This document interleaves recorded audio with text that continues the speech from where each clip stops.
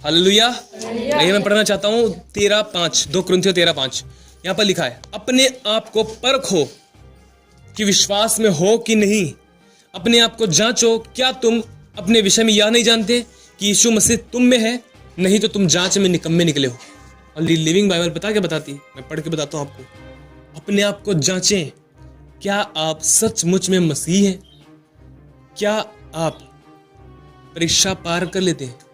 और क्या आप मसीह की उपस्थिति और शक्ति को अपने भीतर अधिक से अधिक महसूस करते हैं, या केवल मसीह होने का दिखावा कर रहे हैं जबकि वास्तव में आप बिल्कुल भी मसीह नहीं हैं?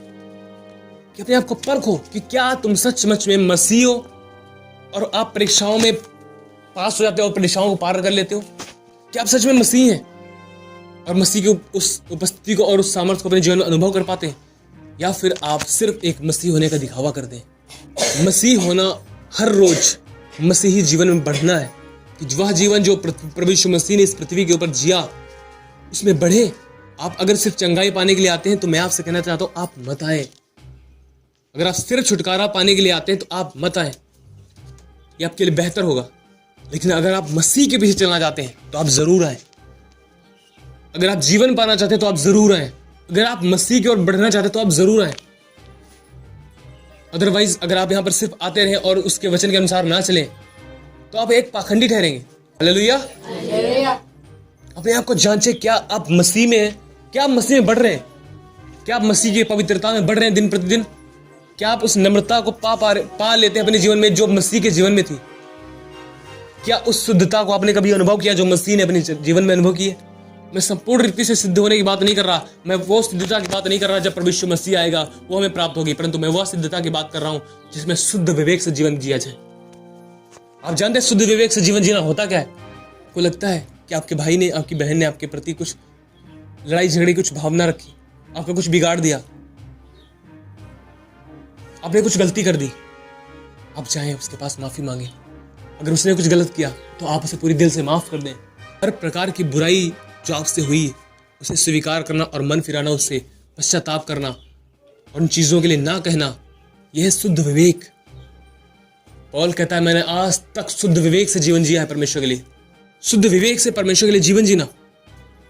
कहीं पर आप गए और किसी बहन के लिए आपके अंदर कुछ नेगेटिव बातें थी, गलत विचार थे, आप तुरंत प्रभु के पास जाएं और उससे कहें, मैंने उसके साथ ऐसा किया है, और अपने हृदय, अपने विवेक को परमेश्वर के लहू के द्वारा धोकर शुद्ध करें। अपने विवेक को शुद्ध रखें और शुद्ध विवेक से परमेश्वर के लिए जिए। माँ बाप के अधीन रहे।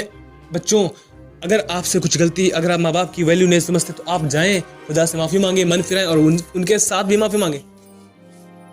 यह जरूरी है कि जिसके विरुद्ध आपने गलती की आप खुदा के सामने जाकर माफी मांग ले, अच्छी बात है, पर उससे भी माफी मांगे जिसके खिलाफ आपने गलती करी, क्योंकि यह जरूरी है। क्योंकि आपने वहां पर सिर्फ अपना नुकसान नहीं किया, आपने किसी और की दिल को दुखाया है।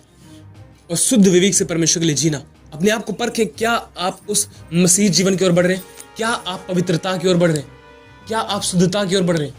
क्या आप डे बाय डे उसकी तरह दीन होने की अभिलाषा में जी रहे हैं और डे बाय डे उन चीजों को निहार रहे हैं जो परमेश्वर आप चाहता है कि आप निहारें? और क्या उन चीजों को पकड़ रहे हैं जो भली है, जो मनभावनी है, जो सद्गुण है, जो पवित्र है? क्या उन चीजों को पकड़ रहे हैं आप? आप यह ना देखें कि शैतान आपके ऊपर कितने हमले कर रहा है, आप यह देखें कि उन सब पर आपने जय पानी है। आपको उसने जय पाने के लिए बुलाया कि आप जय पाएं। हमेशा अपने हृदय की इतनी चौकसी करें, अपने मन की इतनी रक्षा करें, क्योंकि राजा सुलेमान कहता है, यह मन जिसकी आप रक्षा करने के द्वारा उस जीवन की ओर बढ़ पाएंगे, वो एक ईश्वरीय जीवन जिससे इंसान दूर हुआ, जिसके लिए परमेश्वर चाहता है कि उसका बनाया गया इंसान जो परमेश्वर के स्वरूप से, परमेश्वर के स्वरूप में बनाया गया, परंतु उसके स्वभाव से दूर हुआ, वो चाहता है कि आज मसीह का स्वभाव उसके जीवन में हो। परमेश्वर चाहता है कि उसका स्वभाव हमें पाया जाए। सिर्फ हम उसके स्वरूप में रचे गए, ये अच्छी बात है, पर वो चाहता है कि हमारे अंदर उसका स्वभाव हो। हालेलुया। इसलिए अपने मनों को, अपने हृदयों को हमेशा जांचते रहें, हमेशा परखते रहें कि क्या आपके मनों में चल रहा है और किन बातों को आप स्वीकार करते हैं अपने जीवन में आने के लिए और किन बातों के लिए आप इनकार करते हैं।